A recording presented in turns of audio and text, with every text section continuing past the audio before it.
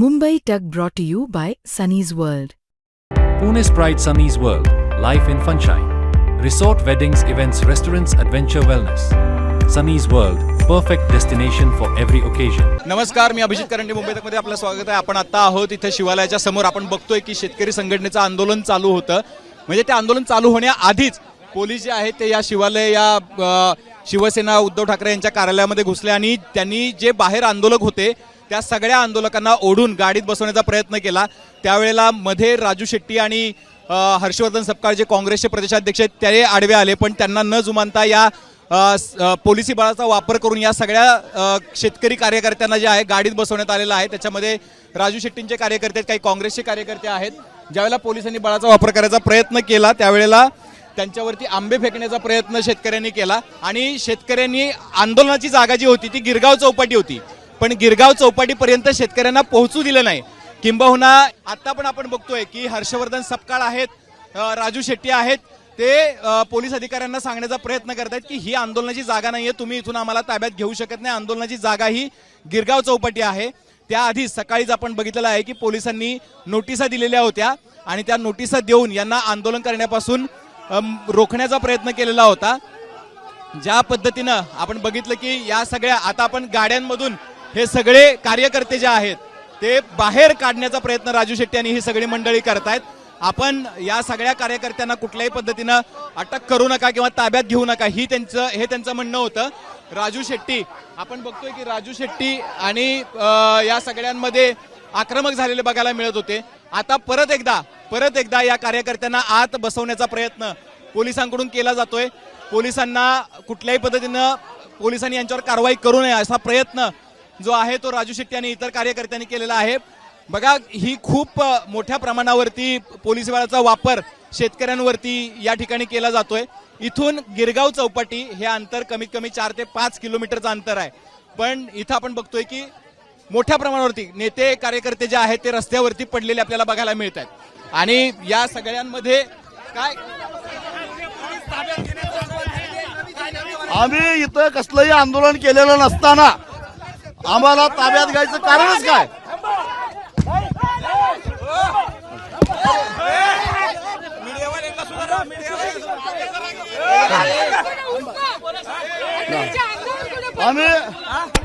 आम्ही कसल्याही प्रकारचं आंदोलन केलेलं नाही.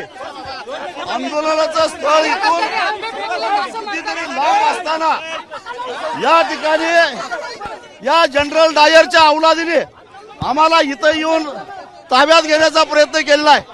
आम्ही कसलंही आंदोलन केलेलं नाही, कायदा आणि सुव्यवस्थेला कुठे धक्का लावलेला नाही. मग असं असताना आम्हाला ताब्यात घ्यायचं कारणच काय? एवढी कर्तव्य तत्परता यांच्याकडे होती की ही सगळी बळजोरी पोलिसांकडून सुरू आहे. रस्ता बंद केला आहे, मंत्रालयाकडे जाणारा रस्ता आहे. इकडे समोर शेतकऱ्यांच्या प्रश्नाशी कुठलंही देणं घेणं नाही साहेब आणि कुठल्याही स्वरूपामध्ये चर्चा करण्याच्या आणि संविधानाला गुंडाळून पोलीसचे सदरक्षणार्थ आणि खलनिग्रहणार्थ या विरोधात वागत असून आपण बघू शकतोय की जी पद्धत अवलंबलेली आहे आंदोलकांना बाजूला करण्यासाठी, त्याच्यामध्ये मोठ्या प्रमाणावरती पोलिसी बळाचा वापर केल्याचं बघायला मिळतंय. म्हणजे जी गोष्ट खरं तर पोलीस गिरगाव चौपाटीवरती आंदोलन करणार होते, गिरगाव चौपाटी ते मुख्यमंत्र्यांचं घर असं आंदोलनाचं स्थळ होतं, पण पोलिसांनी याचा प्रयत्न केलाय. बघा, आंबा आणि काजू शेतकऱ्यांचा प्रश्न काय होता तर यावेळेला मोहर जो होता तो गळालेला होता आणि मोहर गळाल्यामुळे मोठ्या प्रमाणावरती आंबा पिकाचं नुकसान झालेलं होतं, काजू पिकाचं नुकसान झालेलं होतं. या 2 पिकांचं नुकसान झाल्यानंतर सरकारनं हेक्टरी 22,000 रुपये अशी मदत जाहीर केली. पण आपल्याला कल्पना आहे की कोकणामध्ये शेतकऱ्यांची जमीन धारणा खूप कमी आहे. म्हणजे गुंट्यांमध्ये एकरांमध्ये सुद्धा जमीन नाही, काही गुंट्यांमध्ये जमीन बघायला मिळते. त्यामुळे ही मदत तुटपुंजी आहे आणि या सगळ्यांना मदत तुटपुंजी असल्यामुळं सरकारनं याकडे लक्ष द्यावं यासाठी याआधी 2दा आंदोलन करण्यात आली होती वेगवेगळ्या ठिकाणी, पण त्याकडं सरकारनं लक्ष दिलं नाही. आणि अखेर आपण बघितलं की पोलिसांनी इथं गिरगाव चौपाटीवरती आंदोलन करण्यासाठीचा प्रयत्न गिरगाव चौपाटीवरती आंदोलन करण्याचा प्रयत्न होता, पण या सगळ्या परिस्थितीमध्ये खूप मोठा गदारोळ झाला. हा रस्ता मरीन ड्राईव्हकडे जातो, हा रस्ता थोडा काळ बंद झाला होता. इथून लिटरली काँग्रेसचे प्रदेशाध्यक्ष असतील, राजू शेट्टी असतील, त्यांना 10 ते 15 पोलीस ओढून गाड्यांमध्ये बसवत होते. काही महिला कर्मचारी सुद्धा आंदोलकांना बाजूला करत होत्या. आणि आपण बघतोय की आत्ताची जी परिस्थिती आहे, तर या परिस्थितीमध्ये हे आंदोलन शांततेत होऊ शकलं असतं का? आणि हे जे आंबे खाली दिसतात पडलेले, हे शेतकऱ्यांनी काही आंबे जे आहेत ते पोलिसांवरती फेकून मारण्याचा प्रयत्न केलेला आहे. आणि आपण बघतोय की ही परिस्थिती आत्ता या घडीला आपल्याला बघायला मिळते.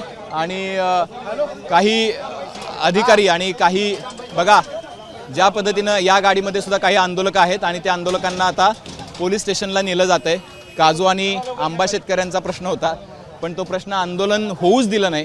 आंदोलन होण्याआधीच या सगळ्या कार्यकर्त्यांना ताब्यात घेण्यात आलं. त्यामुळं हे आंदोलनच एका पद्धतीनं पोलिसांनी मोडून काढलेलं आहे. बळाचा वापर करून हे आंदोलन मोडून काढलेलं आहे. गिरगाव चौपाटीवरून हे आंदोलन होऊ शकलं असतं, पण ते आंदोलनच मोडून काढण्याचा प्रयत्न या ठिकाणी झाला. आता हे सगळे जे कार्यकर्ते जे आहेत ज्यांना ताब्यात घेतलं ते सगळे पोलीस स्टेशनला जातील आणि त्यानंतर ती प्रक्रिया जी आहे पुढची कायदेशीर प्रक्रिया ती पार पडेल. गेली 15-20 मिनिटं सगळा हा एका प्रकारचा ड्रामाच इथं चाललेला आपल्याला बघायला मिळाला. शिवालयाच्या आतमध्ये इथं मी जिथं उभा आहे ना, इथं पोलीस बाहेर उभे होते आणि आतमध्ये आंदोलक होते. इथं 1-2 आंदोलक बाहेरच्या आंदोलकांना आत घेण्यासाठी आले आणि त्याच्यावरून धरपकड चालू झाली. पोलिसांनी आदेश दिले पोलीस अधिकाऱ्यांनी की तुम्ही बघत बसू नका, जे आहेत आत आहेत त्यांना काय बाहेर घ्या. त्यानंतर पोलीस आतमध्ये घुसले आणि या परिसरामध्ये जेवढे काही आंदोलक उपस्थित होते त्यांना खेचायला सुरुवात केली. त्यांना खेचायला सुरुवात केल्यानंतर हर्षवर्धन सपकाळ, राजू शेट्टी आणि इतर नेते जे आहेत ते बाहेर आले आणि ते बाहेर आल्यानंतर लिटरली या 4ही नेत्यांना रस्त्यावरती त्यांनी बसून आंदोलन करायचा प्रयत्न केला. त्यांना खेचून गाड्यांमध्ये बसवण्यात आलं आणि या काळामध्ये काही आंबे जे आहेत ते सुद्धा पोलिसांवरती फेकण्याचा प्रयत्न झाला. त्यातली ही काही दृश्य आहेत. आंबा यासाठी, कारण आंबा शेतकऱ्यांचं आंदोलन होतं. आंदोलन म्हणजे कोकणातले शेतकरी कधी फार आंदोलनाच्या भूमिकेमध्ये आलेत असं बघायला मिळत नाही, पण मला असं वाटतं की गेल्या अनेक वर्षांनंतर ज्यावेळेला शेतकऱ्यांनी आंदोलन करण्याचा प्रयत्न केला त्यावेळेला पोलिसांनी कोकणातल्या शेतकऱ्यांचं आंदोलन जे आहे ते बळाचा वापर करून मोडीत काढलेलं आहे. आता सगळे शेतकरी नेते आणि शेतकरी कार्यकर्ते जे आहेत ते पोलीस स्टेशनला त्यांना घेऊन गेलेले आहेत. आणि जे गिरगाव चौपाटीवरती आंदोलन होणार होतं ते आता कदाचित होणारच नाही. त्याचं कारण असं आहे की इथून हे नेते तिथं जाणार होते आणि तिथून आंदोलन सुरू होणार होतं. पण मला असं वाटतं की ही परिस्थिती आहे, ज्या वेळेला शेतकऱ्यांचा प्रश्न आला त्यावेळेला त्यांना आंदोलन करण्याचा सुद्धा अधिकार जो आहे तो इथं मिळाला नाही. आणि ही स्थिती जी आहे ती आज आपल्याला इथल्या हाय प्रोफाईल एरिया म्हणजे मंत्रालयाच्या आसपासचा एरिया आहे तिथं बघायला मिळाली. हे ते कार्यालय आहे शिवसेनेचं. या शिवसेनेच्या कार्यालयाबाहेर हा सगळा गदारोळ 15-20 मिनिटं बघायला मिळाला. कॅमेरामन सिद्धेशसह अभिजित, मुंबई तक.